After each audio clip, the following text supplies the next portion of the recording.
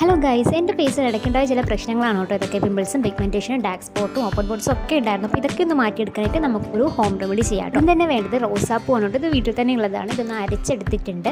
പിന്നെ വേണ്ടത് തൈരാണ്. ഞാൻ നല്ല കട്ട തൈരാണ് കേട്ടോ എടുത്തിട്ടുള്ളത്. അത് കുറച്ച് ചേർത്ത് കൊടുക്കുക. പിന്നെ ഞാൻ അതിലേക്ക് കുറച്ച് തേൻ കൂടി ചേർത്ത് കൊടുക്കുന്നുണ്ട്.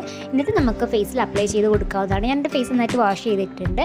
അതിനുശേഷം ഈ ഒരു ഫേസ് പാക്ക് ഞാൻ എൻ്റെ ഫേസിലേക്ക് അപ്ലൈ ചെയ്ത് കൊടുക്കുകയാണ് കേട്ടോ. ഇപ്പോൾ പിമ്പിൾസൊക്കെ അത്യാവശ്യം കുറഞ്ഞ് വരികയാണ്. അതുപോലെ തന്നെയാണ് പിഗ്മെൻറ്റേഷൻ. പിന്നെ ഓയിലി സ്കിൻ ആണ്. ഇടയ്ക്കിടയ്ക്ക് തന്നെ പിമ്പിൾസ് വരും. പിന്നെ ഞാൻ ഓയിലി ഫുഡൊക്കെ നന്നായിട്ട് കഴിക്കാറുണ്ട്. അപ്പോൾ ഈ ഒരു ഫേസ് പാക്ക് ഞാൻ നൈറ്റാണ് കേട്ടോ ഇടുന്നത്. അപ്പോൾ ഇതുപോലെയുള്ള പ്രശ്നങ്ങളൊക്കെ ഉണ്ടെങ്കിൽ തീർച്ചയായിട്ടും നിങ്ങളൊന്ന് ട്രൈ ചെയ്ത് നോക്കട്ടെ. നല്ല റിസൾട്ടാണ്.